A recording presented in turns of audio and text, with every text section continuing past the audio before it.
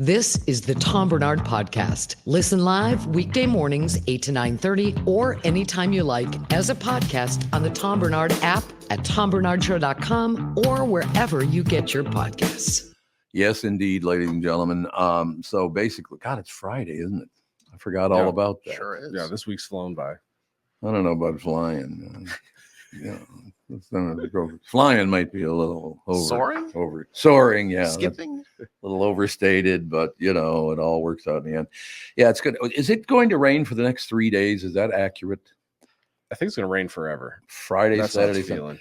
And it started when I got back, so I know it's my fault. Yeah, I do understand that it is my fault. There's no question about that. Yeah, the entire show, I'm going to look at plane tickets for you back to Florida.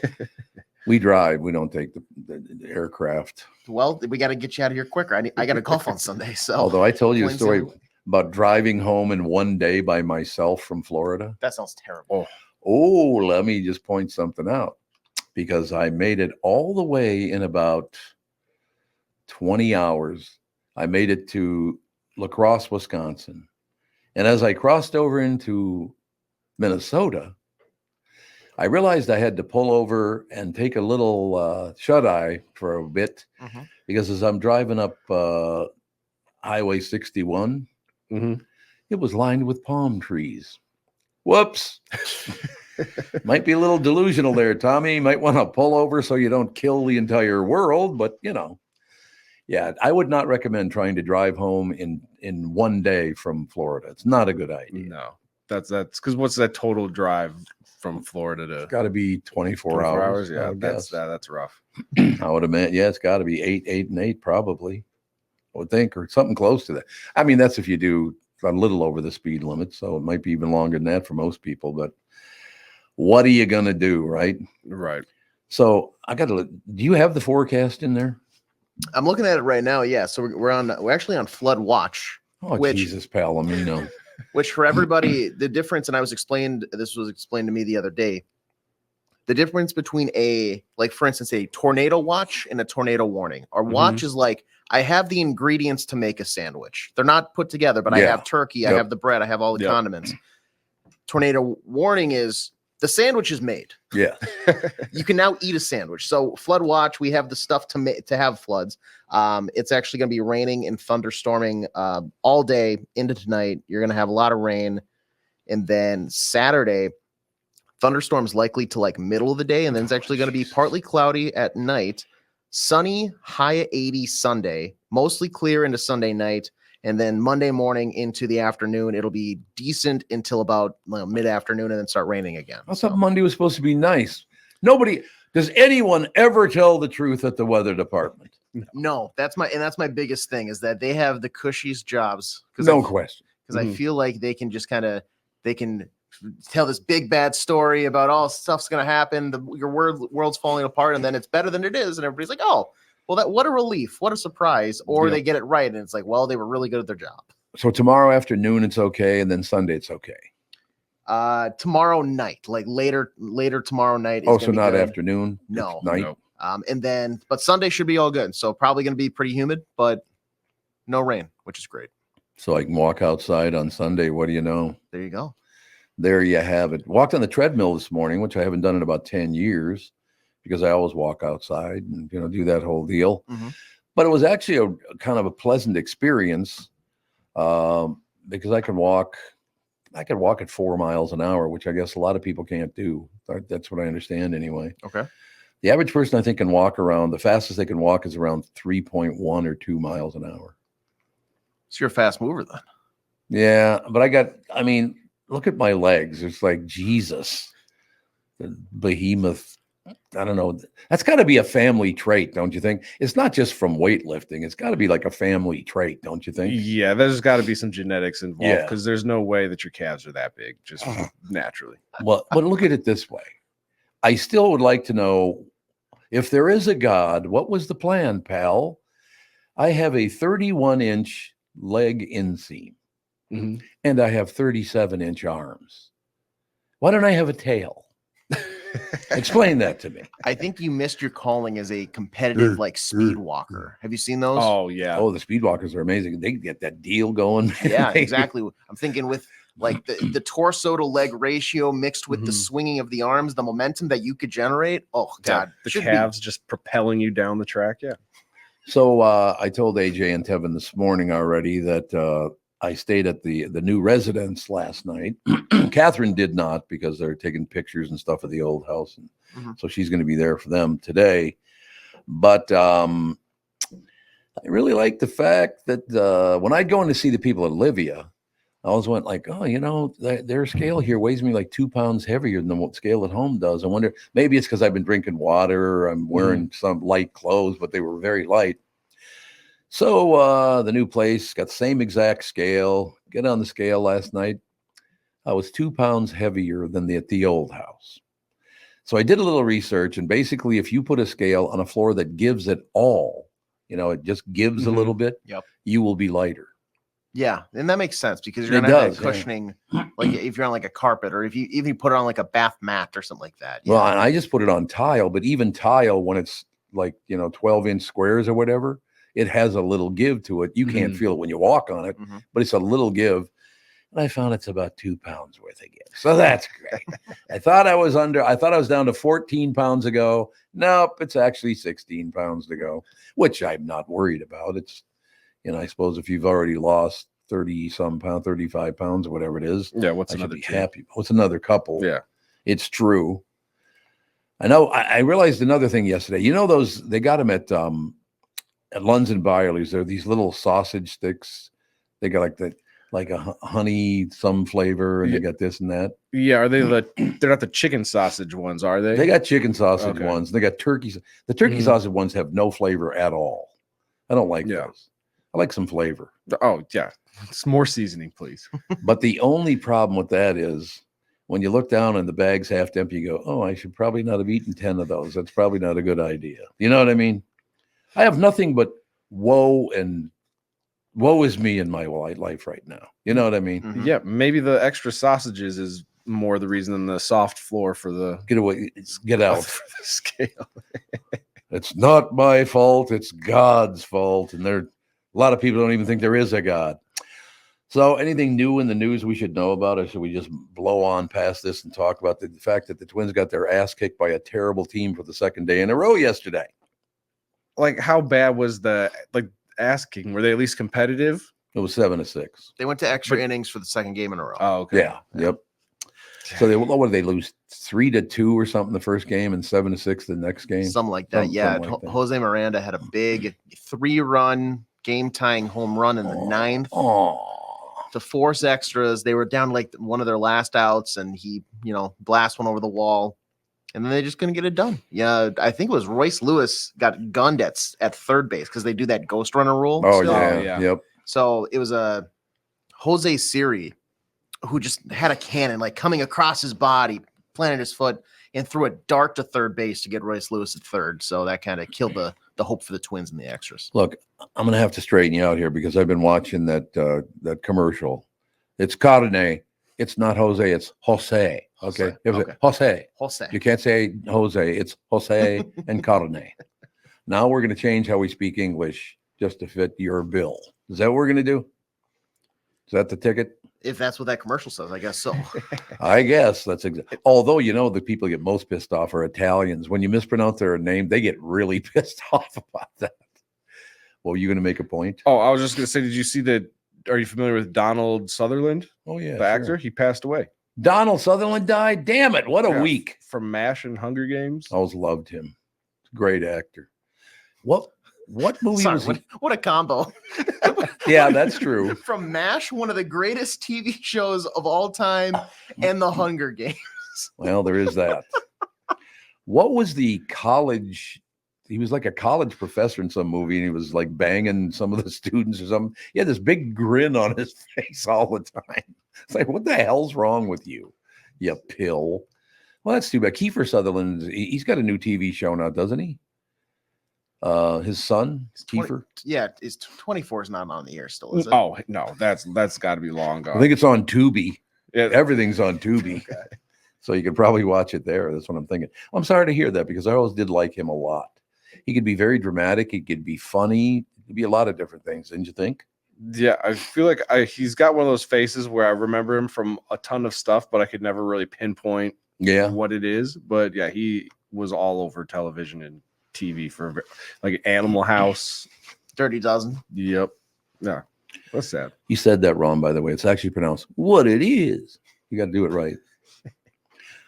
And then what I really liked is like during high school, and some guys went off to college. Well, it is like, okay, your parents are from like Scandinavia. Shut up. All right, we're going to take a break here. Be right back in a couple of minutes. Feel. It's pronounced feel now.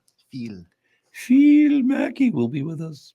K&L Surplus and Ammo in Line of Lakes is my choice for firearms and ammunition, and I'm going to load up. I will tell you that. Jim is the owner. Great guy. Jim, the owner, is one of the most knowledgeable people in the business, has a great selection of all brands like Benelli, Tikka, Beretta, and SKB.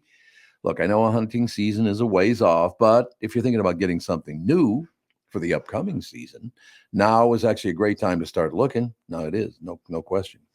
The advances in rifle and shotgun technology over the last few years is amazing. If you're using something that's more than 10 years old, you might be missing out on better performance, better results. If there's anyone that can help you get the right gun for hunting this fall, it's Jim at K&L Surplus and Ammo. K&L Surplus and Ammo is on Lake Drive in Line of Lakes, open Tuesday through Saturday. You can call them. The number 763-757-2614. You can also visit them online at www.klgunstore.com. I've been tracking the weather in Minnesota for a long time. I'm 5 Eyewitness News Chief Meteorologist Ken Barlow. In the morning, I've got to be right because my forecast affects your family's entire day. And in the evening, you can count on my friend, Ren. That's right, Ken. I'm 5 Eyewitness News Evening Meteorologist Ren Claire. And as a Minnesotan, I know our weather can be tricky. Throughout the day and into the night, I've got you covered with an accurate forecast to help keep your family safe and ready for any weather. And don't forget, no matter how things change or what time of day, you'll always get our forecast first at the start of every newscast on 5 Eyewitness News. Start your day with me, Ken Barlow. And wrap up your day with me, Ren Claire. Because 5 Eyewitness News is always tracking our weather, so you're always alerted first. It's why 5 Eyewitness News is Minnesota's weather authority. Mike Lindell and MyPillow employees want to thank my listeners for all your continued support. To thank you, what they're doing is they're having an overstock clearance and new product sale right now for the best prices ever. You got to use promo code Tom, though. It's always a good idea to do that anyway. Use promo code Tom. You get free shipping on your entire order.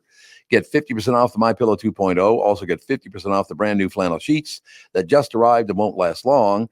6-pack towel sets for only $29.98. And take advantage of the free shipping on larger items such as mattresses and mattress toppers. 100% made in the USA, on sale for as low as $99. Everything is on sale from the brand new kitchen towels that have the same technology as the bath towels that actually absorb. Dog beds, blankets, couch pillows, and so much more.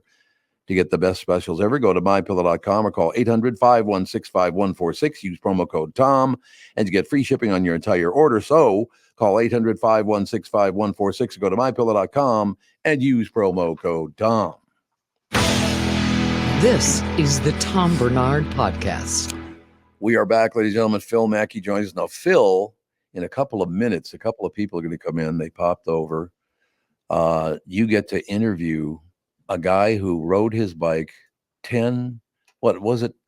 How many miles was it? 10,600 miles. Like all at once? Or did he take a break for like a snack? Well, you can ask him when he comes in. They're going to be sitting down in a second here. You know, I rode my Peloton yesterday for 20 minutes, Tom. Did you really? Yeah. Was it at high speed? Well, define high speed. It was at a speed of some kind. We'll find out, Scott. Yeah. Scott and Crazy. We'll tell you what it's all about. His wife's name is actually Katie, but they call her Crazy because she's a good friend of Catherine's. Be careful. I mean, be very, very careful with that whole deal. No, the Freitag family did an amazing job. The story starts with a very sad note, but then winds up with a very positive note, and hopefully it will continue that way for quite some time.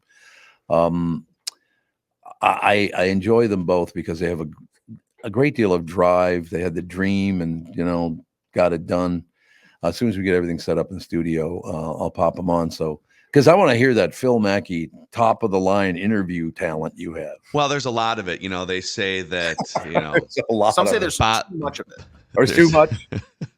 In the history of great sports interviewers, the Mount Rushmore usually starts with Howard Cosell, Bob Costas, and Phil Mackey. Yeah, some combination of. Did you just use Howard first, the great Howard Cosell, because of what he said to me? Is that why you did that? What did he say to you? After we blew up as a morning show, we went to because we were owned by ABC at the time. Disney ABC owned us, and we went to New York for the Twins Yankees opener, and we did the show from the ABC studios, the morning show. And then, of course, we find out that Howard Cosell is in the studio right next to us. And I said, I'm going to go over there and ask him if he wants to pop on. We're celebrating, the Twins had just, so this was 1988. It would have been right after we won the World Series. So I said, Howard, come over, talk about the World Series, all the rest of it. And I am cleaning up his version. He sat, never got up, sat there and looked up at me the whole time I was talking about, winning the World Series and how great it is to be here in New York and blah, blah, blah, blah, blah. Get this whole thing going. And I said, so Howard, would you like to come over and be on the show? And he said, and I quote, why don't you go F yourself? Yeah. I kind of respect him. Kind of respect him for that. Howard Cosell, late 80s, made man, doesn't have time for it. No doubt about it. No question about it. What I like is Katie is sitting in Alex's chair and Scott is sitting in Catherine's chair. So that's great. They're not here. So, we got you all up on screen now here. We're getting you all up on screen. Katie, of course, is off center like she always is. That's my normal. I'm glad you guys stopped by because you did something. And I want to introduce you to Phil Mackey, great sports guy, wonderful show, several shows that he does with Judd Zulgad, another great guy. But Scott and Katy, Phil Mackey. Phil, have you ever ridden your bike 10,600 miles? I'm trying to think if I've ridden my bike for a total of like 150 miles in my life. Like in my life. Total. 39 years old. Yeah. Yeah, I do. I listen, I do dabble in Peloton, which is a stationary bike, but it's in like 10-mile increments. So even that math probably doesn't add up over the course of my life. So Scott, it took you a year to do what you wanted to do. Was it right on a year? It was just a little bit under a year. A little bit under. Okay. Yeah. Close, but just a little bit under. So, Katie, why don't you tell us how this all started? Because it starts off in a very sad way. And then the two of you rose up and said, no, this is not going to take over our lives. And I'll shut up now because that's what you decided. This is not going to take over our lives and destroy our lives. We're going to fight back, right? That's absolutely true, Tom. Scott was 53, and he had absolutely zero symptoms when he was diagnosed with aggressive prostate cancer. And then when he was going through chemotherapy, after going through surgery, radiation, hormone deprivation therapy, he was going through chemo because the cancer kept coming back. When he got the phone call that no parent ever wants to get, that he'd lost his son, Benny, to suicide. Oh, God. Yeah. And then later found out it was schizophrenia. So that's when Scott turned to me and said, I want to do something special with my life to make a difference for the two causes that have impacted me so much. I want to bike around the exterior of the country.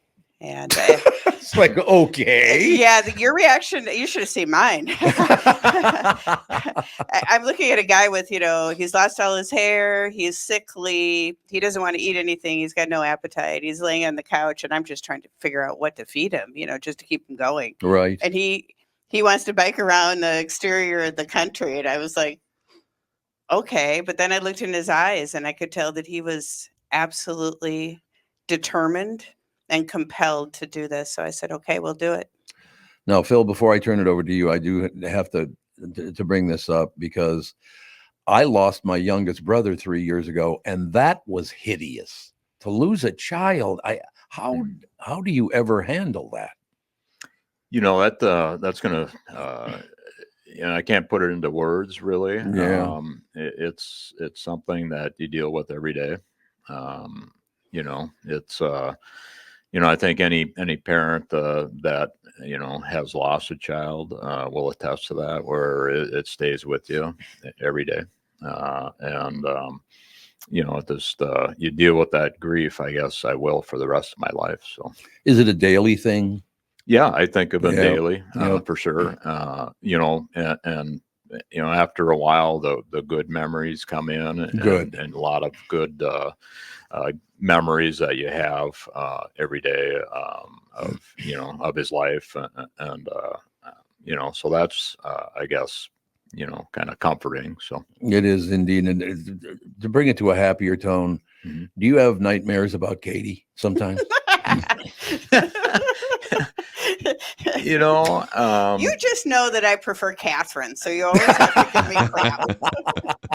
There's no question about that, by the way. That's not a good question to answer with Katie.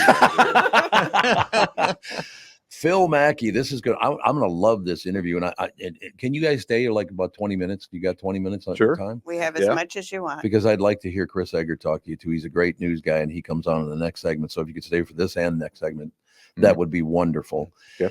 But Phil, to be there when he crossed over that line, you didn't take any shortcuts. I mean, you didn't cut it off like, well, I went across the top of Florida. Mm-hmm. I mean, you didn't do that. You went literally around the entire outside of the United States. Mm-hmm. And I have a question off that, because most people, when they travel, they're flying or hopping from city to city. They spend time in a city. You saw parts of the country in ways that most people don't get to explore and immerse themselves in. Mm-hmm. What was your favorite part of the country that you either discovered something new about, or a place that you had never been from the vantage point of biking through it? Well, there's been quite a few of them, and that we really enjoyed. Just a simple one at the beginning of the trip. We were in upstate New York, and neither one of us had seen Niagara Falls. So we saw that, did the Maid of the Mist under, and to just see the awesome power of that. Niagara Falls was really cool. Acadia National Park was another real beautiful spot in America. That was really cool. We saw various things along the way, and I will say that going out the Pacific Coast was very beautiful. It was spectacular. So I was on the Pacific Coast Highway for a lot of that, and just spectacular views. And also when we got to Montana, we both love Montana, and Glacier National Park was spectacular. So we got a bike on going to the Sun Road. It wasn't open all the way, but we were on it on both the east and west side, and that was beautiful. So there's a lot of different spots. I don't know if I have one, and then I guess the Avenue of the Giants, also in Northern California, was pretty spectacular. So we have a beautiful country. There's no doubt. Katie, any favorites? He named a lot of my favorites. It just really was extraordinary, seeing different places. There are a lot of places I don't want to go back to. Okay, well, that's nice. But we were moving so fast. We were on the road 5 out of 7 days. And so it was quickly going through different areas of the country. So we kind of kept a list of places we'd love to go back to. And he did a really good job naming them. What's amazing about that, I didn't know that. So basically, you were only on your bike for about 250 days out of the 365, right? Yep, that's about right. Yep. And you did the whole thing in 200 something Well, days. and actually, it was a few less than that, too, because he had to go back for treatment at Mayo. So we made 3 trips back to the Mayo Clinic for the tests and treatment. So time off for that. Phil, back to you, Pally. Yeah. How did you map out, like, how many miles in a day, where to stay? Were you staying in hotels? Where and how were you eating? Can you take us through some of the logistics of just eating and sleeping and stopping? Sure. Yeah. As far as how many miles, we before I went on the trip, I did the tour of Minnesota, which is about 300 miles in a week, and just to see if that was about right, and that was about right. So that's kind of what we stuck to. We went with 60 miles a day, 5 days a week. So I had 2 off days, in that kind of general area, sometimes more, sometimes less. But the logistics of it, Katie handled a lot of that. We had a travel trailer that we use. So we would, I actually mapped out the entire trip. I wrote down every day on the trip. I used adventure cycle maps.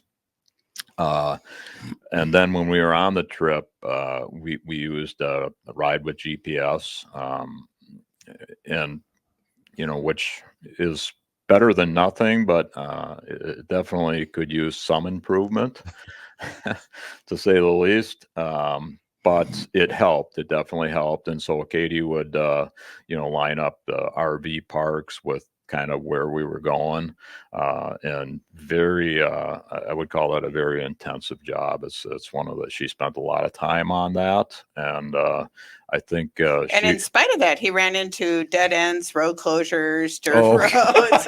Yeah. In spite of all the effort to make a good route for him, he still had a lot of route challenges.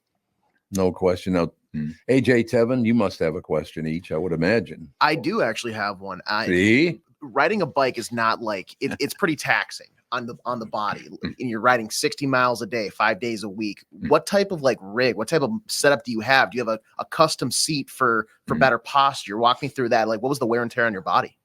Yeah, so before we left for the trip, we went into the bike shop where Katie had bought her tri bike, and I told the guys there what I was doing, and they said, well, you got to get the gravel bike, this Otso brand, and so that's what we went with, and just the seat that the bike came with, and as far as the physical side of it, the biking itself, I held up pretty well physically, other than I did crash in California a couple times, one pretty bad. So that was he always underplays it. Let's just get real here. I mean, he did a head first crash into a guardrail where he had to have 7 stitches. He had a minor concussion. He was bruised up completely and had to have an ambulance ride to the hospital. And so, but other than that, you held up physically. Other than that, yeah. So physically it was hard. There was no doubt. There was days where my legs were weary and I was weary, and so it was difficult. But the hardest part was the mental part of it. Going on a route where you're biking and all of a sudden you come to a road closed. Now what? That kind of thing. And the weather was, it was a bad weather year. I'll say that. I got rained on a lot. I drove bike through snow. Grapple. It's a new word we that's learned. right. Yeah, it's grapple in the Northwest.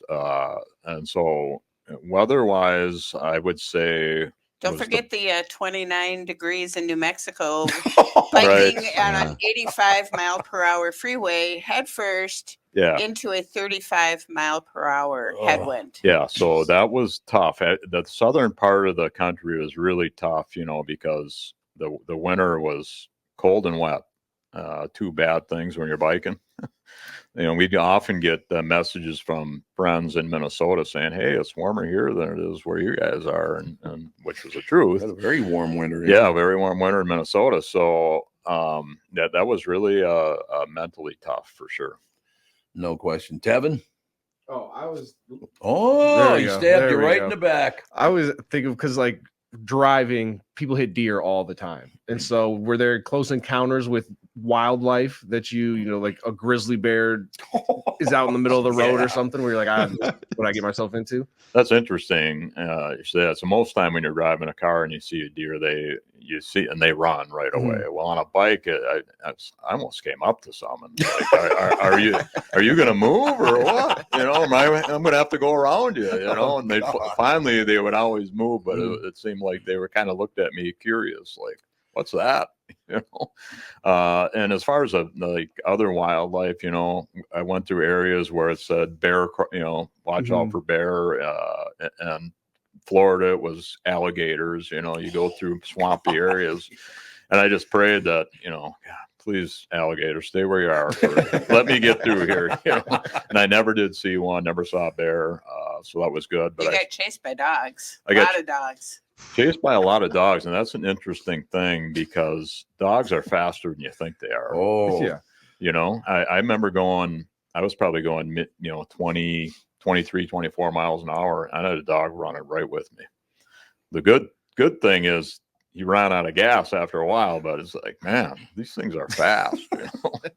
Phil, you get the closing word in your segment, pal. Yeah, I think, okay, here's my last question. What did you think about mostly when you were on the road? Mm-hmm. Yeah, so that's interesting. It depends on what kind of road I was on a lot of times. Like if I was on a trail, I could kind of mind wander. I thought about my son a lot, processed that. Thought about the route where I was going, stuff like that. But a lot of times, like when I was on a road with no shoulder, it was just kind of intensive, just I had to focus on exactly what I was doing and stay really present in the moment.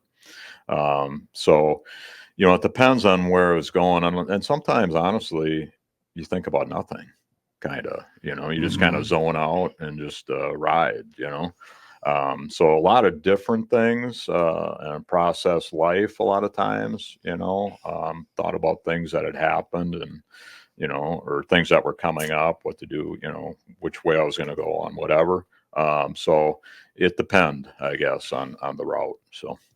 I thought Scott was going to say the Twins' crappy pitching staff there. For a second. You got to mention that. That's true. Honestly, I'm a huge Twins fan, so I follow it pretty close, and frustrating as far as that goes, for sure. I just 7-6 and 3-2 to one of the worst teams in baseball. Yeah, lost them both. Yeah. Really frustrating. And no doubt about it. Phil, any closing words, Pally? No, what a cool journey and for a great cause. And even for just 15 minutes, I'm grateful to have met both of you, Katie and Scott. Thank you so much, Tim. Yeah. You've never been nice to me like that. What the hell is Tom, that? screw you, Tom. No. I bet he's nice to Catherine. Oh, yes. Well, Katie, it's a given. There's no question. Phil, we'll talk to you on Monday, Pally. Sounds good, guys. See you. We'll take a break. Thank you. Right back and Phil. Oh, no, isn't he a great guy? Phil is a wonderful guy. Absolutely, yeah. We'll take a break, be right back. I cannot wait for Chris Egert to actually have to work and do an interview. He just sits around and goes, I don't know what's going on in the world. What? Right? You're going to laugh when we get back from break at where he is today. Oh, geez. Not on a cot somewhere, is he? Is that a cruise? Yeah, maybe he's on. I'll keep you in limbo. Okay, works. We'll be right back with Chris Egert and Scott and Katie and Tevin and AJ. Hi, Tom Barnard here for Livia Weight Control Centers. Now's the time to get a jump on summer. You can lose up to 20 pounds or more in your first 8 weeks the Livia way. When you join Livia, you'll receive a personalized and doctor-recommended program tailored to your unique needs, goals, and lifestyle. Livia's amazing team of registered dietitians and nutritionists will guide you every step of the way. Join Livia today and get your first 8 weeks free. So I've lost about 35 pounds, something like that. But I already mentioned this morning, but I got to mention it here because the Livia people, I go over every Thursday and hit the scale over at Livia. And I was always 2 pounds heavier when I went to Livia than I was weighing myself in the morning. Right. And I thought, oh, maybe these shorts weigh 2 pounds. That's what it is. Things like that. Well, went to the new place, slept there last night, but I brought the same exact scale with me. And at that place, I happened to be 2 pounds heavier too. So apparently what I learned was if you put your scale on a floor that gives even a little, you're going to weigh less. Isn't that amazing? I hate everyone. That's all I have to say. So I got to battle through, I guess, one more week now. A week has been added to the journey. But yeah, as a brand ambassador for Livia, I really did appreciate the one-on-one support that I receive every time I go, every Thursday at the Livia Center. It's right down there on, Minnesota Street, I guess, down there. Join Livia today. Get your first 8 weeks free. Visit Livia.com. That's LIVEA.com or call 855-GO-LIVIA. And Livia is now offering GLP-1 medications. Quiet the food noise and see accelerated results by summer. Visit Livia.com or call 855-GO-LIVIA. Start your weight loss journey now and get a jump on summer the Livia way. When you need someone to listen, a lawyer you know and trust. If you've never been in an auto accident, it's hard to know what to expect from the insurance adjuster. Here are some tips. 1, if they talk to you about whether or not you should hire a lawyer, it's a good sign that you probably should. 2, it's illegal for them to give you any legal advice. They aren't lawyers and they aren't licensed to practice law. 3, if they tell you that everyone involved in the accident is at fault, they're wrong. This comes from the belief that you're at fault for just being on the road. That's nonsense and not supported by any law. Finally, remember that friendly adjusters are often just gaining information. They want you to do most of the talking so they can file their report. I'm Mike Bryant from Bradshaw & Bryant. I hope you're never injured in a collision. But if you are, don't sign anything until you've talked to us. Find Bradshaw & Bryant, personal injury attorneys at minnesotapersonalinjury.com. Seeking justice for the injured. Bradshaw and Bryant. Let's take a talk. We'll take a second or two to talk about my bank, North American Banking Company. Mike Bilski, I just talked to him yesterday. One of the most helpful banker. Well, I mean, he's a great friend. Don't get me wrong, but he's a very, very helpful. Whenever I run into a problem, somebody be a pain in the ass or whatever, I talk to Bilski. You've heard me talking about them for a long time now, as a matter of fact. When they opened in 1998, they made a promise to deliver a better banking experience for their customers, where you know your banker and they know you. Well, a lot has changed since 1998. This commitment to being a true community bank in the Twin Cities has not changed. So if you're looking for a better banking experience, why not bank with my friends at North American Banking Company? Go to nabanco.com or stop by any one of their 6 Twin Cities locations. Member FDIC, equal housing lender. You're listening to the Tom Barnard Podcast. Channel 5's Chris Egert, brought to you by Mr. Money Talk, Josh Arnold. Call Josh today for your free 48-minute evaluation, 952-925-5608. Where are you? I'm at Back to the 50s weekend out at the State Fairgrounds. Hey. Oh, that's a great weekend, as a matter of fact. So many awesome cars, and the smell of exhaust in the air is fantastic. I love it. Are you hired in a kite? I'm not there yet, but I'm getting there. I mean, it's really a robust smell. Chris, we got a very, very special show for you today because Scott and Katy are in studio. The Freitag family's in studio after driving 10,600 miles, and while riding 10,600 miles. I cannot wait to hear you interview these two because, I mean, let's be honest. Chris Egert's one of the best interviewers in the world, isn't he? He's definitely one of them. That's for sure. He definitely is one of them.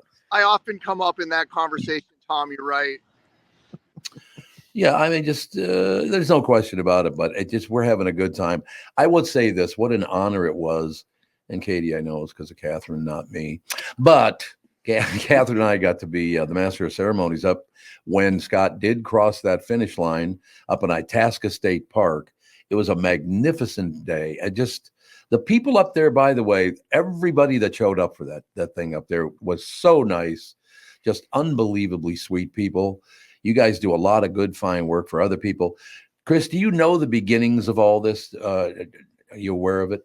Yeah, I'm vaguely familiar with the journey, and I was able to catch part of the interview that you guys did with Phil prior to coming on. So my biggest question was how sore were you?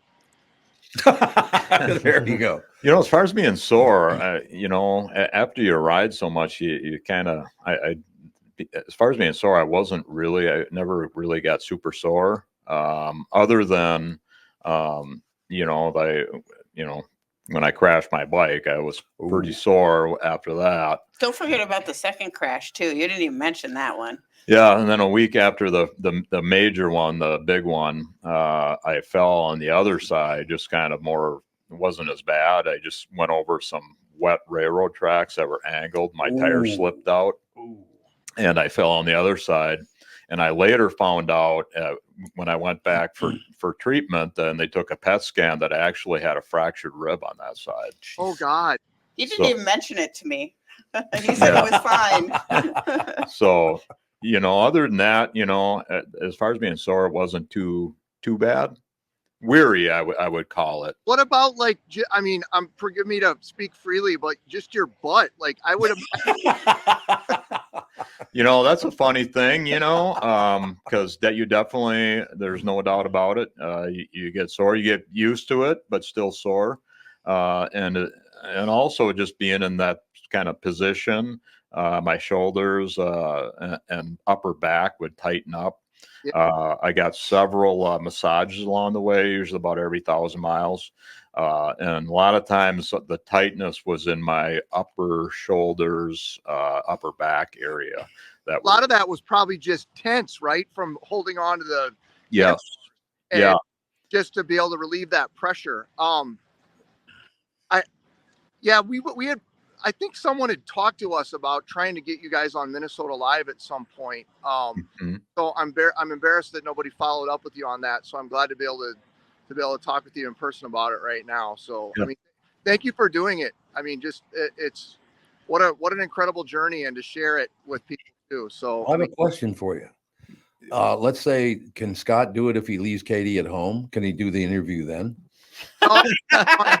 I think we want Katy. I think that's Thank you. Oh, Thank you. Very sweet. You're making so many points today, Tom. Yeah, you're really moving up on that That's why scale. I'm kind of keeping Kevin's mic right in line so you can't see me. You're welcome. Absolutely. It's almost, I feel honored and grateful that I had the ability and was able to do it. So when's the next time you're going to get on a bike? That's funny you should say that, because me and Katy actually went on a bike ride yesterday. Oh my God. A leisurely bike ride, It was for sure. And I guess, the best part of that bike ride was it was on our beloved Heartland Trail. I didn't have to worry about any directions. And just that's really a good thing for me. I broke the wind for him. I led him so that he didn't have to put any effort in. I'm sure you've been breaking the wind for him like that your guys' entire relationship, right? That's about right. It's a different meaning of break the wind, though. It's totally different. But right. Well, nice to meet you guys. I got to run. We're going to get ready to go do the show here in a couple minutes. So let me say this, Chris, before you go. Yeah.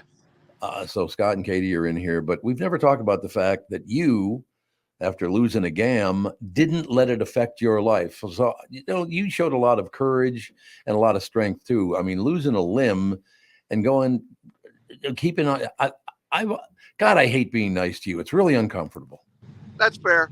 Listen, biking is one of the things I really wish, and there are ways. Yep. If you're on a recumbent bike, it works pretty well for somebody who's lost a limb, but a standard bike does not work very well. No. Just from kind of the angles and having to step straight down and not having a function of a foot.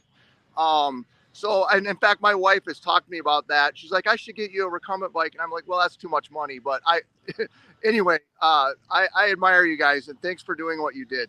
Well, thank you. And you're great courage too, Chris. God, it's really painful being nice to you. You can be mean to me again on Monday, Tommy. It's all okay. We'll get it done.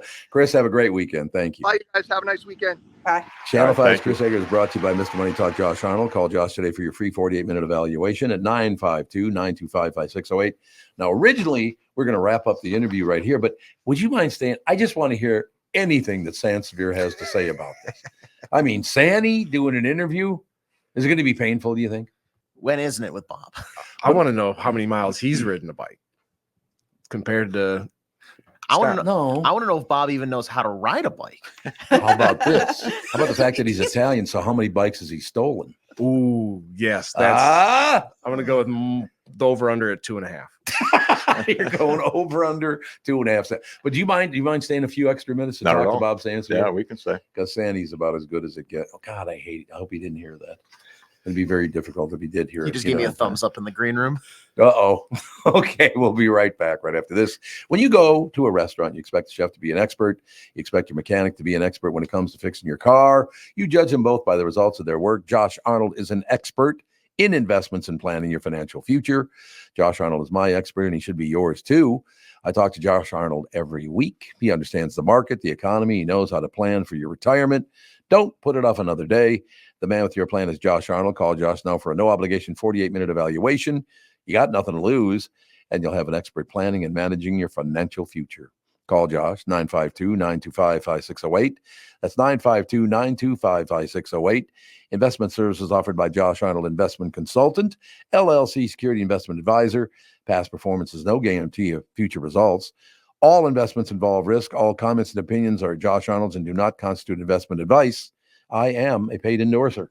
The past several years have been the craziest in the history of the car business. The pandemic, supply chain, and chip issues, all causing extreme inventory shortages that led to, predatory pricing. Some dealers charge thousands of dollars over MSRP. We never played that game. I'm Jim Paul of Valley Buick GMC. We knew that would leave a bad taste in a customer's mouth. More importantly, from an integrity standpoint, it was just wrong. So what about the current market? You know, inventory and pricing. Valley has their best inventory in years. Really all the Buick and GMC models. Even the previously hard-to-find Yukons, HD pickups, and Hummer EVs. Plenty of deep discounts. Many with factory rebates and low-interest financing. Then it's a good time to buy? It's a great time. We're welcoming our previous customers back, as well as anyone else that felt the treatment just didn't feel right the last time somewhere else. Valley Buick GMC in Apple Valley and Hastings or valleycardealers.com.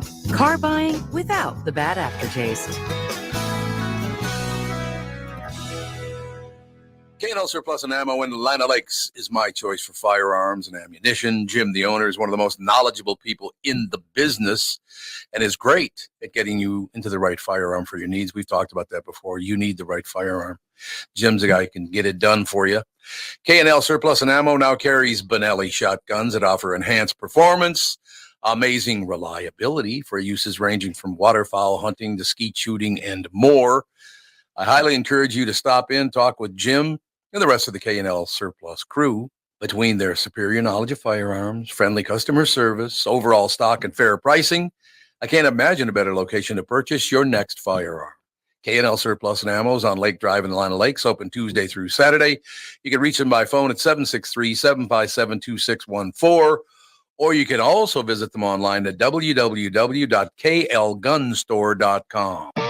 You're listening to the Tom Barnard Podcast.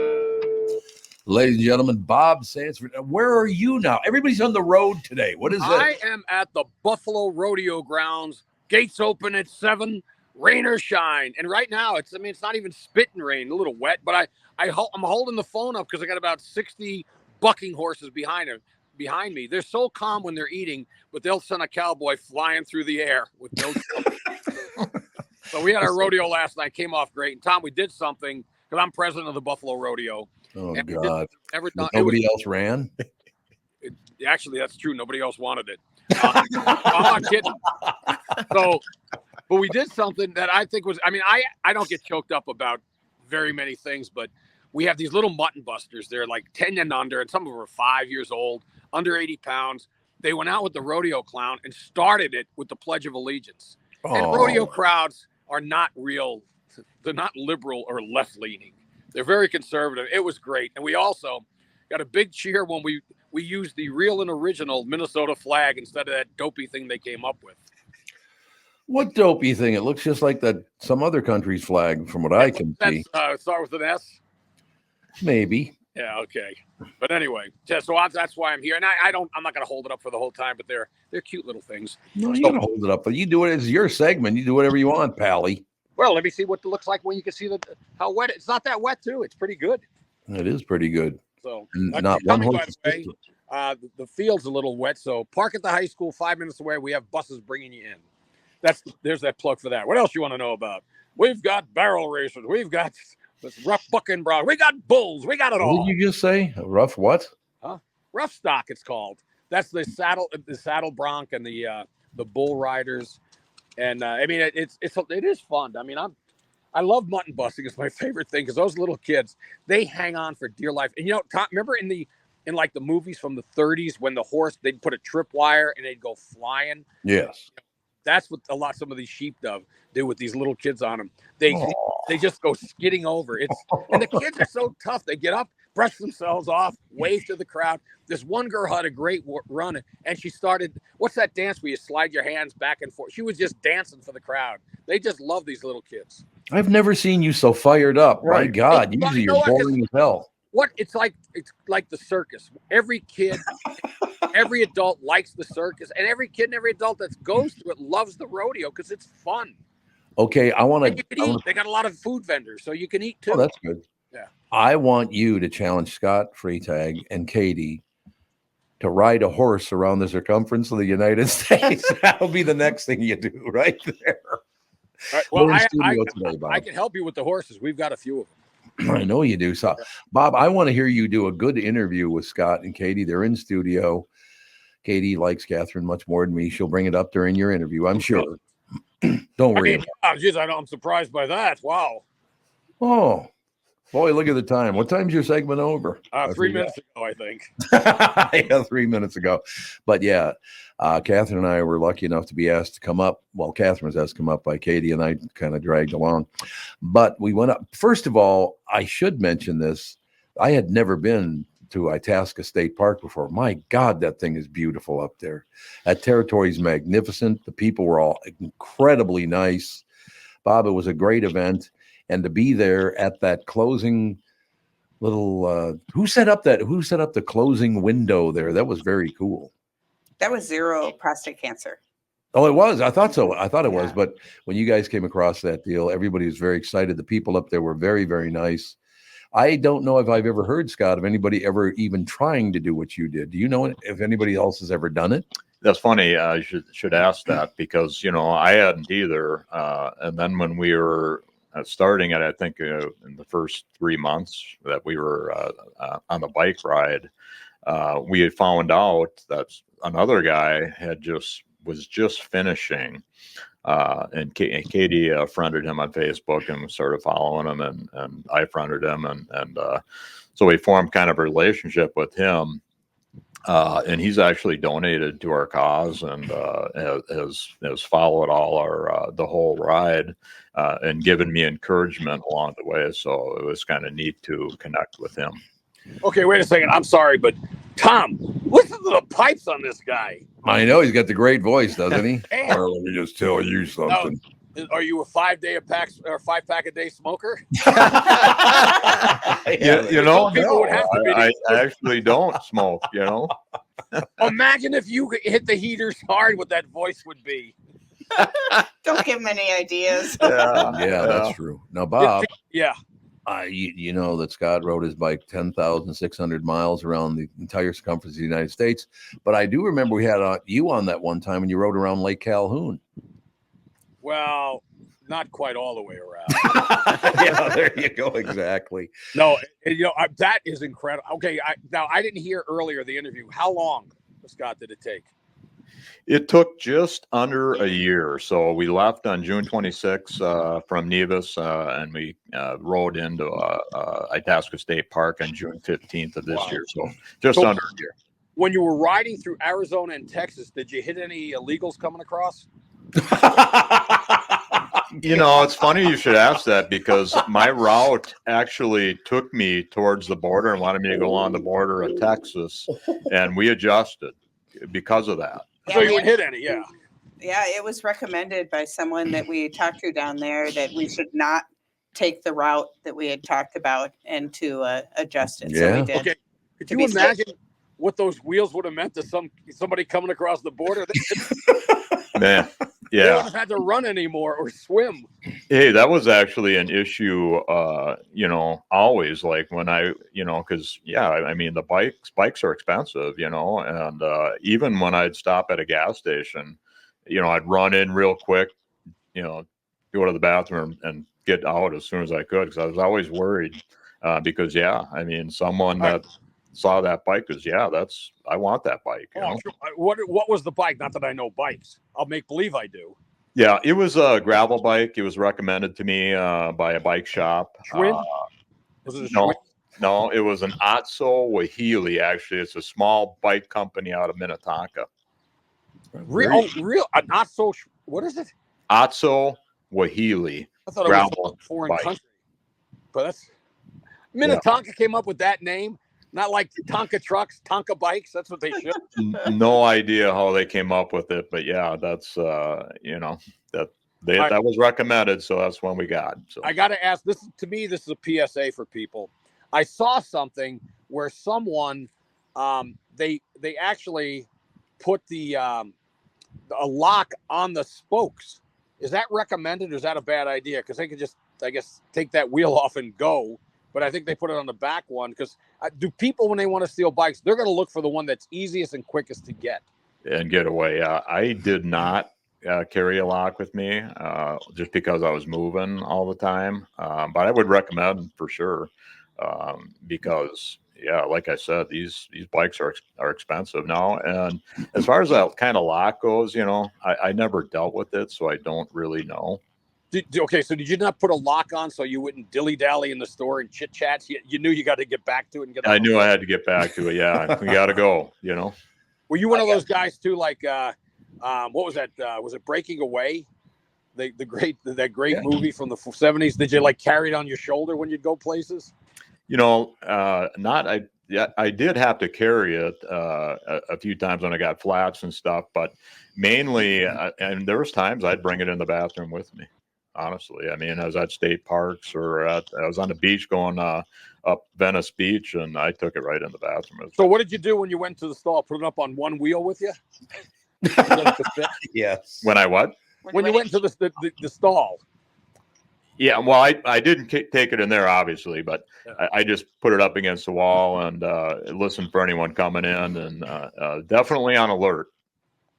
Well, I'm glad you didn't have to run out pulling your trousers up going after somebody. I was ready, though. I was prepared, you know. So. Bob, I do want to close the interview here because they opened with the interview, so I want to close the interview with a couple of things that you don't know about them probably.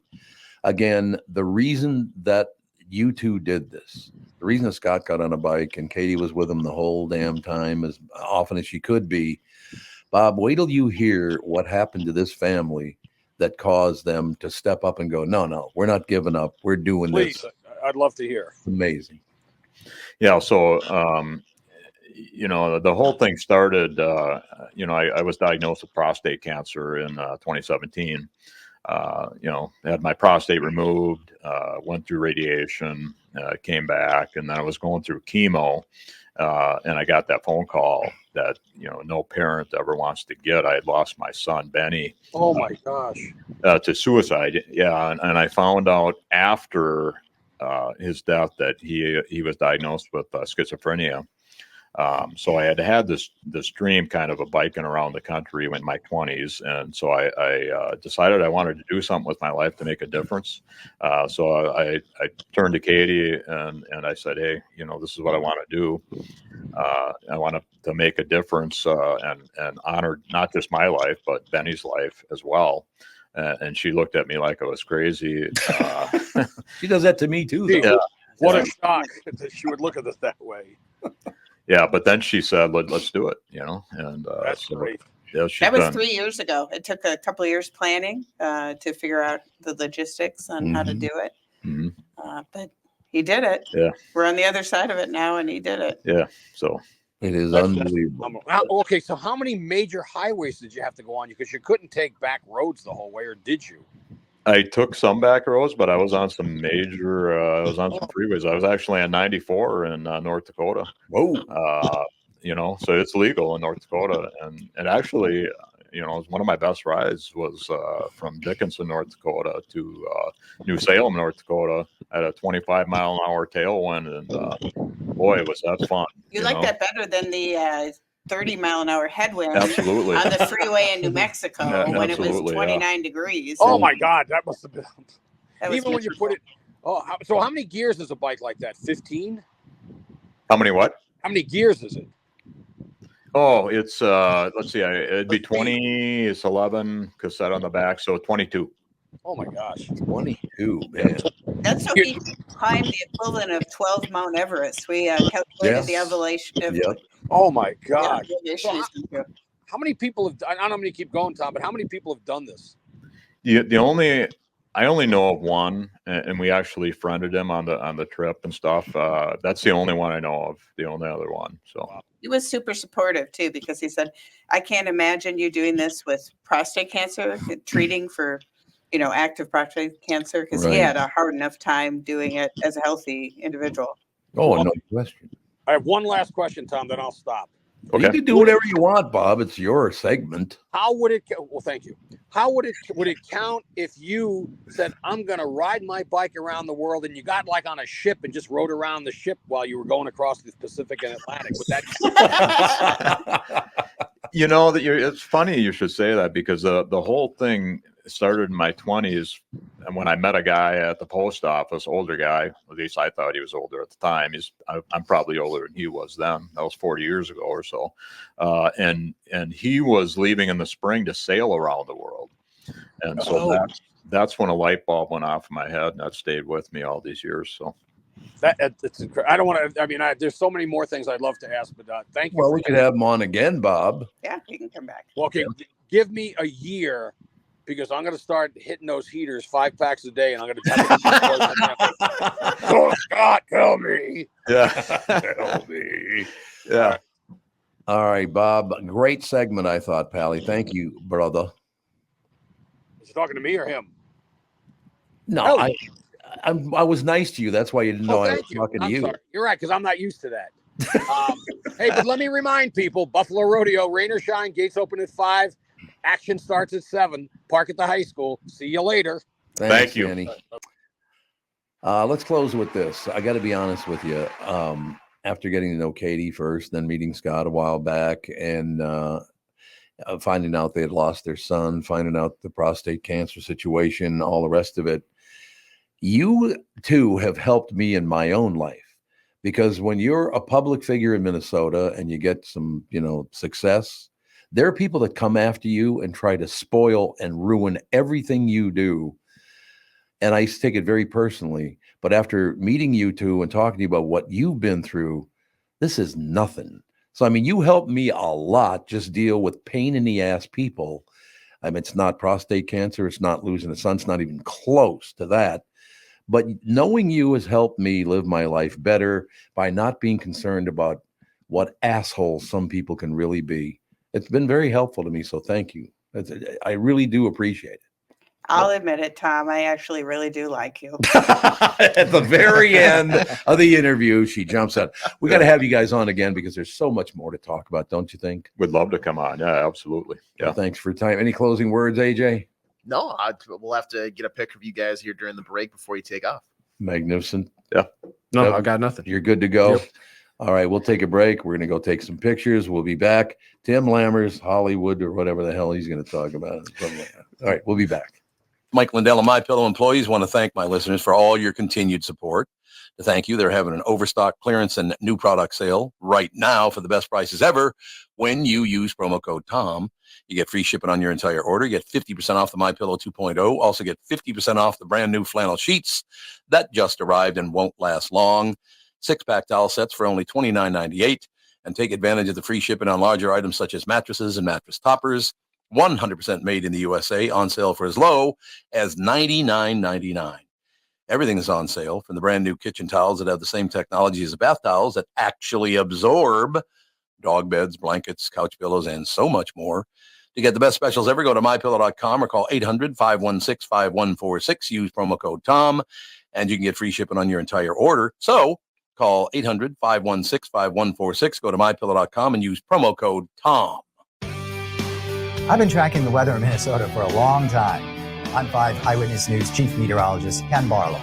In the morning, I've got to be right because my forecast affects your family's entire day.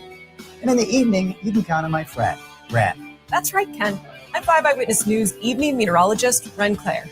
And as a Minnesotan, I know our weather can be tricky. Throughout the day and into the night, I've got you covered with an accurate forecast to help keep your family safe and ready for any weather.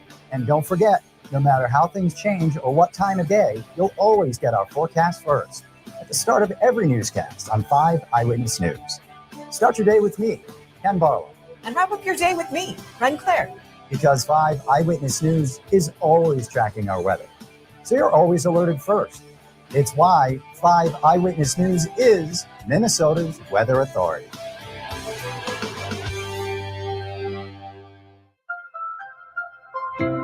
I'm here talking with my friends Michael Bilski and Brad Huckle of North American Banking Company. Guys, it seems like banking has changed quite a bit since you first opened your doors in 1998.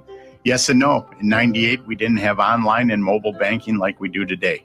Many banking processes have also changed. One thing that hasn't changed is we still provide a true community bank experience right here in the Twin Cities. Our team takes the time to get to know our customers and their goals. This creates a relationship that is unique in banking today and one our customers appreciate.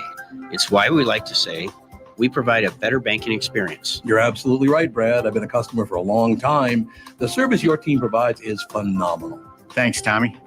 So why not bank with my banker, North American Banking Company, a better banking experience, member FDIC, equal housing lender. This is the Tom Barnard Podcast. Listen live weekday mornings 8 to 9:30 or anytime you like as a podcast on the Tom Barnard app at tombarnardshow.com or wherever you get your podcasts. Ladies and gentlemen, Tim Lammer is brought to you by Bradshaw and Bryant, personal injury lawyers seeking justice for the injured. Contact Bradshaw and Bryant at minnesotapersonalinjury.com. That's minnesotapersonalinjury.com. So Timmy's not with us yet. Yeah, I'm here. I'm a blank icon again. You know what? I'm a blank icon. Freaking thing, man. At least you can hear me, right? Oh, yeah, we can hear you.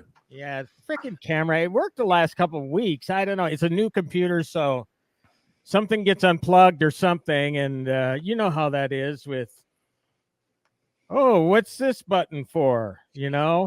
Hey, what's this button for? They press that button, and next thing you know it, something's all screwed up. So anyway, you got my voice. That's all you really need anyway. Well, it's just. I know you want to look at my handsome mug. You know. The mug. I got to ask these guys a question before we jump into this, Timmy, if it's okay. So, Yeah. AJ, Yeah, Tevin, just having them in the room, doesn't it make you feel better about yourself? It's just like, look at what they've been through, losing the son to suicide. That the cancer was not stage 1 either. It was very, very serious. Just meeting people like that just make your life better. Yeah, helps you keep things in perspective. Like if he can make it through that and bike all the way across the world or country, I can make it to work today when I'm just feeling a little sad. Yeah. And that's the thing. It was a very pleasant surprise because I heard the door open and I turned around. I'm like, I don't know who these people are. Does anybody know who these people are? And but then we get done talking to them for a full hour, it seems like, and I feel better. Just having that adversity to kind of like make something out of a bad situation. Like Tevin said, I mean, I didn't want to have to make the drive over to the offices today in the rain and the bad drivers, but very small inconvenience compared to what other people are probably dealing with. Yeah. So. No question about it, Timmy. I'm telling you, it just was a great experience. But getting to know Scott and Katy, Catherine and Katy are good friends. It's made my life much better. I mean, obviously, getting to know the three of you's made my life better too. Don't get me wrong. Yes, of course, yeah. I only came in on the tail end of the conversation, so I really have to go back and listen to the whole conversation that you guys had. wonderful. But recently, as I mentioned before, I talked with Gary Sinise, mainly for Memorial Day and about his foundation. But he lost his son to cancer at age 33 in January, and the loss is still. I don't think anybody ever truly gets over something like that. And just having that conversation and knowing that it has to come up is a very, very difficult thing to talk about. I gotta tell you something about Gary Sinise. I love that guy. I used to have him on all the time at the Cube. But my favorite thing about him was one time I'm talking to him and he cut a commercial, I think, for Cadillac with Robert Plant from Led Zeppelin. Remember that? Yeah, commercial? you mentioned this a couple weeks ago, I think. I think Where I did. he was so jazzed about meeting Robert Plant. He was all just excited. I got to meet Robert Plant. I said, "You're one of the great actors in the world. What are you talking about?" I mean, Robert Plant's a great guy. Don't get me wrong. I ran into him at Deli once, but I just love people that have a little humility. It's a wonderful thing. Oh, and this guy is total humility. I mean, and his life, his adult life has been dedicated, even before we knew him as Lieutenant Dan. He comes from a military family. And not only that, he helps families of military folks, veterans, survivors who've lost a loved one in the military, but also people, first responders. I mean, this guy goes all the way to help people. And I'll mention it again because it's an extraordinary thing that he's done. He has raised more than $400 million. He's changed the world. Yep, he has. He has changed the world. And how do you not admire a guy like that? So you're right. Speaking of that thing called acting, tell you what, man, Tom Hardy, what a hell of an actor that guy is. He's in a movie this week called The Bike Riders.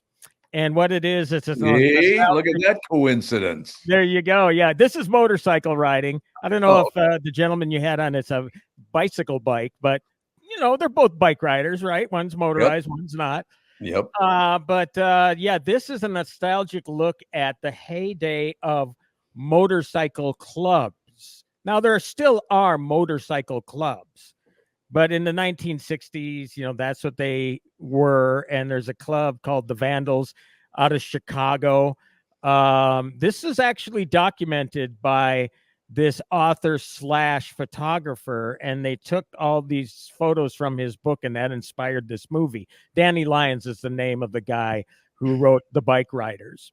And so he's documenting, the beginning of this club, where it went to, how it evolved, how it got big, probably got way too big for its own good.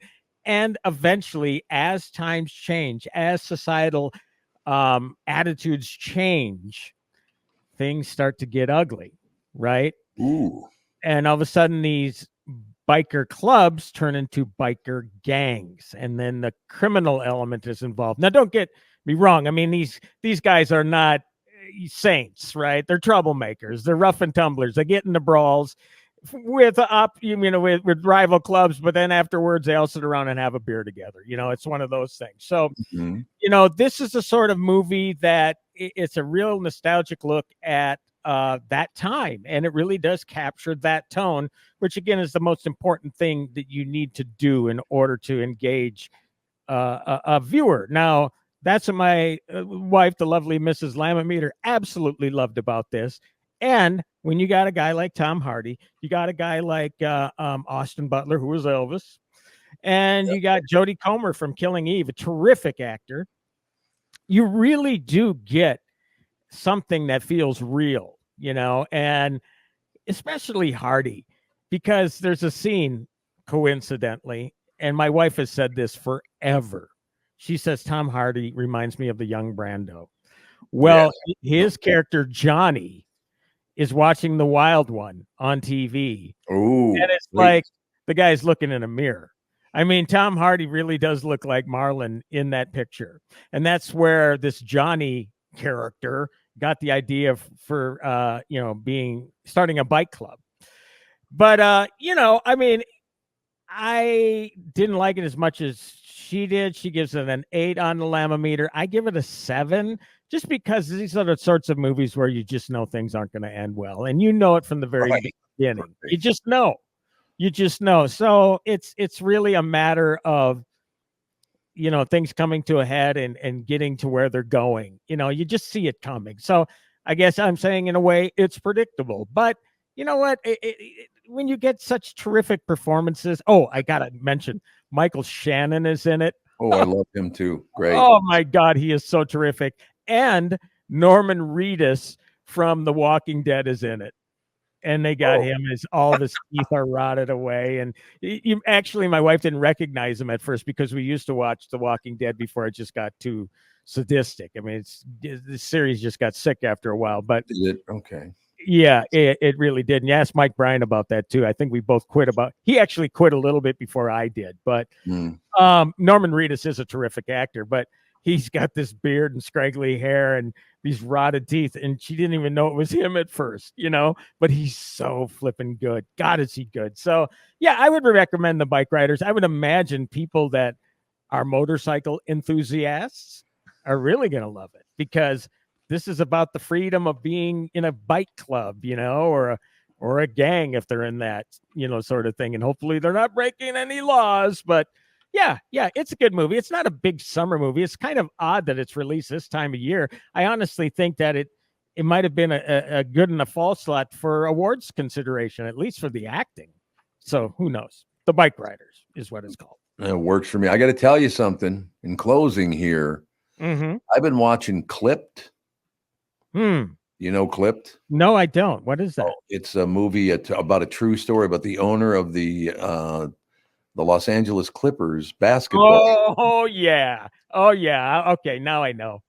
Okay, well, let me just say this in closing. Even I hate white people after watching that.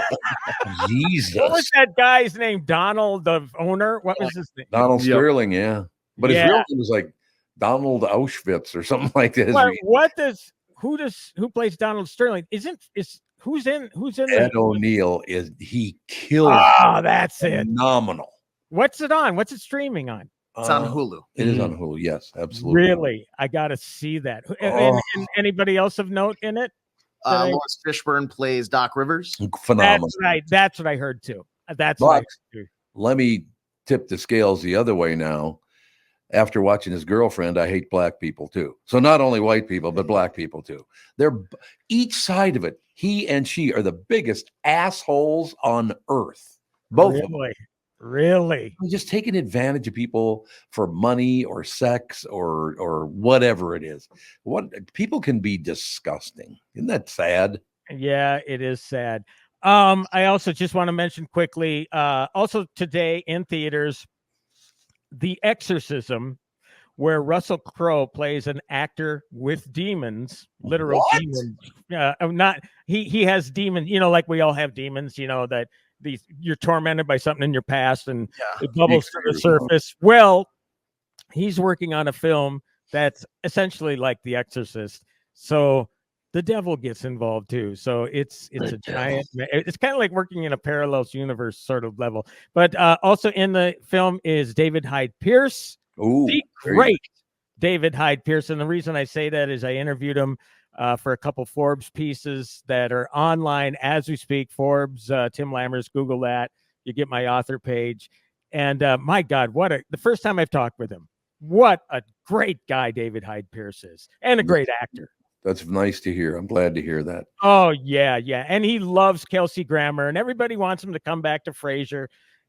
We just honestly started watching Frasier, the reboot. Mm-hmm. It's really funny, and his presence is there because his kid, Niles and Daphne's kid, is in it. Oh, okay. He's got the same mannerisms and manner of speech that Niles does. It's flipping hilarious. So that's also something that I'm way behind on, but I'm finally catching up. So anyway, that's all I got. Everybody have a great weekend, and we'll talk next week. Thanks, Timmy. Thank you. Tim Lammers is brought to you by Bradshaw and Bryan, personal injury lawyer seeking justice for the injured. Contact Bradshaw and Bryan at minnesotapersonalinjury.com. We'll be right back. Kristen Burt will join us right after this. When you go to a restaurant, you expect the chef to be an expert. You expect your auto mechanic to be an expert when it comes to fixing your car. You judge them both by the results of their work. Josh Arnold is an expert in investments and planning your financial future. Josh Arnold is my expert, and he should be yours too. I talk to Josh every week, and he understands the market and the economy, and he knows how to plan for your retirement. Don't put it off another day. The man with your plan is Josh Arnold. Call Josh now for a no-obligation 48-minute evaluation. You've got nothing to lose, and you'll have an expert planning and managing your financial future. Call Josh at 952-925-5608. That's 952-925-5608. Investment services offered by Josh Arnold Investment Consultant, LLC Security Investment Advisor. Past performance is no guarantee of future results. All investments involve risk. All comments and opinions are Josh Arnold's and do not constitute investment advice. Tom Barnard is a paid endorser. Is that text you're sending so important that you missed your turn? Is that text you're sending so important that you ran the red light? Is that text you're sending so important you didn't see the ball coming onto the road or the child that followed? Hi, I'm Mike Bryant from Bradshaw and Bryant. When you take your eyes off the road for even 4 seconds, your vehicle travels 100 yards. That's the entire length of a football field. If you absolutely have to text, you need to pull off the road somewhere safe and do it from there. Texting and driving is against the law and can cause serious injury or even death to you and others. Now that is important. We hope you're never injured in a collision, but if you are, please contact us. Find Bradshaw and Bryant, personal injury attorneys at minnesotapersonalinjury.com. Going farther with Mike Bryant on your side, seeking justice for the injured. Bradshaw and Bryant. I hosted my show on the radio for 40 years. Now I host the Tom Barnard podcast, and I'll tell you, I've never seen the passion and engagement from our audience as I do now. I know we also have businesses that listen to our podcast, and it got me thinking, wouldn't it be great to help those businesses grow by telling my listeners about them? So here's the deal. If you own or handle marketing for a business, would like to have my audience buy your product or service, visit TomBarnardShow.com, keyword partner, and we'll put together an ad campaign to help your business. That's TomBarnardShow.com, keyword partner, And thank you for listening. This is the Tom Barnard Podcast. Quickly, I want to mention, look at smiling face of Kristen Burtz, ladies and gentlemen. What's the name of the charity we were talking about yesterday? Give me a second here. I'm pulling. The reason I bring it up is because I'm going to donate to the charity, but Andy doesn't want to do it from here because getting, information on different computers, card information, he said you don't want to mess with that. So I will be doing that tomorrow with Andy. So I haven't forgotten about it, but thank you to the people. As soon as AJ, you got the info? Yeah. So it's the Growing Together School had their playground stolen from their back lot down in Florida over the weekend. It's set up by, and the name is loading here, but Jennifer Freitag on GoFundMe. They are looking to raise, they have an $18,000 goal. They're at 3,700 right now. So a couple people have donated in the last 24 hours, but I know it sounds like we're going to be adding to that here in the coming days as well. Yeah. And if somebody out there wants to donate money, how do they do it? So we had it linked in yesterday's show, both on YouTube and on your podcasting or website descriptions, wherever you listen. So if you go back to yesterday's show, the link is there. Otherwise, if you go to, if you just Google GoFundMe Growing Together, it should pop up, or search for the name Jennifer Freitag. Freitag, Feinzig. Kristen, people came from a school for autistic children and stole their playground. Yes, we talked about this yesterday, and I was like, that is just incredibly, it's just the lack of humanity sometimes hurts my heart because, come on. I know you listen to the show off and on and pop in once in a while. Did you get a chance to hear the Freitags when they were on, Scott and Katy? I didn't. He finds out he gets stage 4 prostate cancer, gets his prostate taken away. Then he finds out his son has committed suicide. Oh, no. And instead of falling apart or coming apart at the seams or locking himself in a bedroom, he rode a bicycle around the United States, the circumference of the United States. If you get a chance, listen to it. It's a great interview. It's about a half hour long. They pop in. I mean, even Sansevere couldn't ruin the interview, which really surprised me. Yeah. But there's so many great things in the world, like people trying to help out these autistic children, like the Freitags that go. I did honestly learn from them how to deal with things better because I've never had to go through anything close to what they've gone through. So there are wonderful human beings out there. I know most people are pricks now, but not everybody. Not everybody. We can't lose faith in humanity either. No, you're absolutely right. Kristen Bird Entertainment News brought to you by North American Banking Company. Go to nabanco.com to learn more. Member FDIC, equal housing lender. I'm never talking to you again because you got me watching Clipped, and now I hate everyone. Oh my God, those people are pricks. It's a good story, though. It's a great story, but both of those people, Ed O'Neill is killing it. And I don't know who the beautiful young woman is that plays his girlfriend. Is that his girlfriend? I mean, what is that? She is a lady that hangs around rich people that might feel a little lonely. We'll put it that way. And tries her best not to engage in any type of sex with him. Because she just wants the money. Her name is Cleopatra Coleman. Cleopatra. There's some. That's a big name. You gotta live up to Cleopatra when you have that name. There's no doubt about it. But there's a lot of great stuff. Anything new on TV we should be tuning into? Well, I think what's kind of interesting is that Dexter, the original series, has dropped on Netflix, which I think is going to become the new Suits, which is the new white collar, which will be the new Dexter will be the new version of that. But the timing is also interesting because Paramount Plus and Showtime are currently filming the origin story of Dexter. It's called Original Sin. It's got a great cast. They're filming right now in Miami. Patrick Dempsey has joined. Christian Slater's in that group. Yeah. Christian Slater's playing the father, Harry Morgan. Remember, this is the prequel. So of how Dexter became Dexter. And that will launch hopefully later this year or early next year. But I think that's going to be the momentum of this is probably going to resurge the popularity of Dexter. That was a great show. We were watching it back in the day. That was a very, very good show. No question about it. Yeah. So if anyone hasn't seen it, they can catch the original series on Netflix.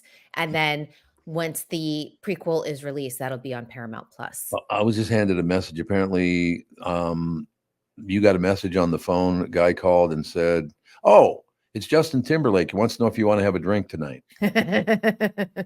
Oh, is someone driving? Someone else driving? Yes, have you rented an Uber? Yeah, he actually did travel into New York City yesterday, and he was photographed with a driver. So I think that is probably the best course of action right now. He shouldn't be behind a wheel. I think you're probably right. Your buddy. My buddy Justin Timberlake. Yeah, no, I'm not a big JT fan. He lost me back in 2004 with the Janet Jackson thing because I am a huge Janet Jackson fan. Oh yeah, Janet Jackson's a hell of a talent, no question. Yeah, and he did Britney Spears pretty dirty too. So I mean, like, there's a lot of stories. He's done his wife dirty. He's done Cameron Diaz dirty. Like, I think we're good. You know what? I can prove I've never done Catherine dirty. You know how I can prove it? How? Still alive? Absolutely. I'm still breathing. So there you go. We have an update to yesterday's story with Kevin Costner, and he is finally out. He is out of Yellowstone, and he announced it on his Instagram page in a video about 10 hours ago, which I think the timing to me is very curious because he's been trying to promote his movie, and people instead are talking about Yellowstone. And Paramount just announced that November 10th, the latest or the second half of season 5 will be premiering. And I feel like everyone talking about Yellowstone, his team was probably like, you got to stop it. You got to stop talking about Yellowstone. You got to start talking about your movie. It premieres next week. You're $38 million in the hole on this. Ooh. I know. Oh your own money. God. Start talking about the movie. So he's officially out, and everyone can kindly move on. I did not see that coming from him because he was on the KQ morning shows many times. He's just a really nice guy. And then I find out he's got this side to him. Well, it's interesting too, because if you look at the comments on his Instagram account, they're very supportive. People are like, we'll miss you. We loved you on the show. So it's great. In the actual video, he comes across as like regular old guy, but you have to remember last summer he was threatening to sue Taylor Sheridan and Paramount Plus. And then all of a sudden he wants to come back to the show, but he says he'll only come back if he gets, script approval. And the whole nonsense, it's just exhausting. And for me, who's had to cover this story, I covered his divorce. I even interviewed his divorce lawyer, by the way, Laura Wasser, who is like the celebrity divorce lawyer. And like, by the time I'm to the tail end of this story, I'm like, I am tired of Kevin Costner. It makes me not want to see Horizon. I understand. Which I'm sure will probably be very good, but I'm like, whoo, keep your name out of the headlines. Yeah, it's really unfortunate because I really do like him. I think he's a hell of an actor, but how many, has he been married, a few times, and he's not very good at it? Twice. He's been married twice. Okay. And they've both been, over a couple, like his last marriage, I think, was almost 18 years. And then he was married to, I believe, a high school sweetheart or college sweetheart. Cindy was his first marriage. But there's been a lot of infidelity along the way. And it makes it tough to be married to Kevin Costner. I could see it. I wouldn't want to marry him. I know that. No, I'm not interested in that. If you're interested in dating while I'm married to you, just be single. Like, don't put me through this. No question about it. So everything else good? Yeah, everything else is good. For those of you who are huge Olympic fans, we are in the thick of trials. Swimming trials are wrapping up. Track and field starts today. And by the way, I interviewed Sha'Carri Richardson, who is the queen of 100 and 200 meters. Yeah. So excited. That is actually up on She Knows. I'll link it on all my social media accounts a little bit later today. But she, last time around, I think a lot of people remember she was disqualified after qualifying for the Olympics because she had THC in her system. Oh, yes, which is illegal, but she was using it as a coping mechanism. Her biological mother had just died. And she said to me that her mantra this time around is, she's like, I'm not back, I'm better. And she's a world champion now, and she is ready to conquer Paris. I'm excited for her. Yeah, I heard that not many years ago, just a few years ago, you were asked to be in the Olympics. You said you were too busy. Me? Yeah.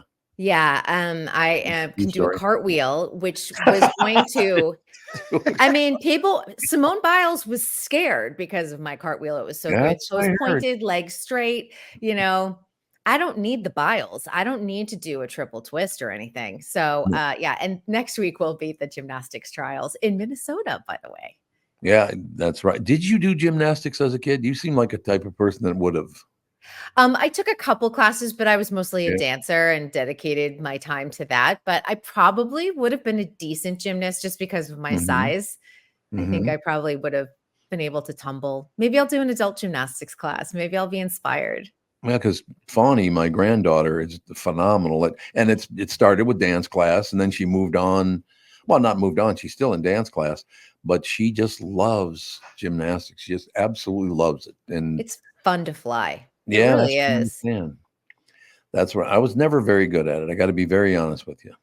What are you looking at, Kevin? I wasn't good at gymnastics either. There was stare right at me. Did you see that? The peak of my gymnastics career was during a girls' high school basketball game.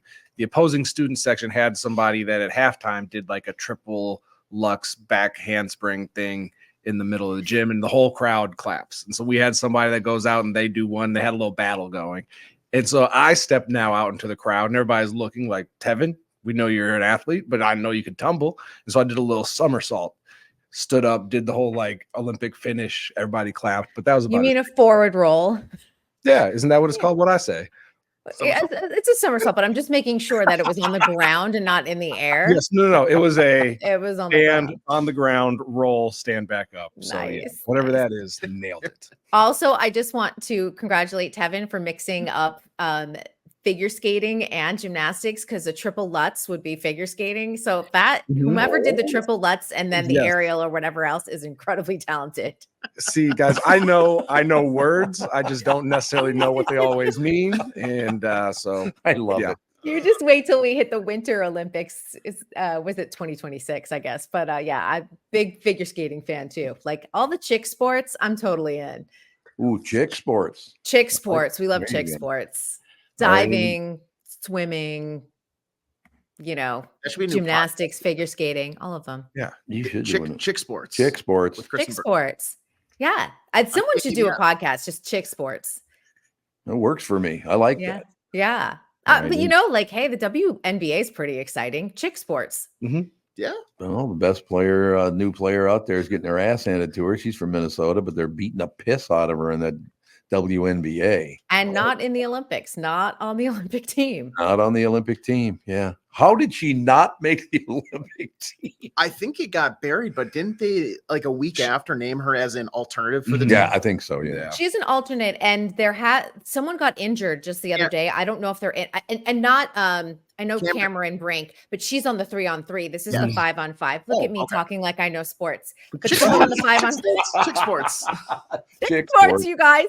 But someone on the 5-on-5 team is injured. I don't know if it's going to keep them out of the Olympics, but there may be a possibility that Caitlin gets called up.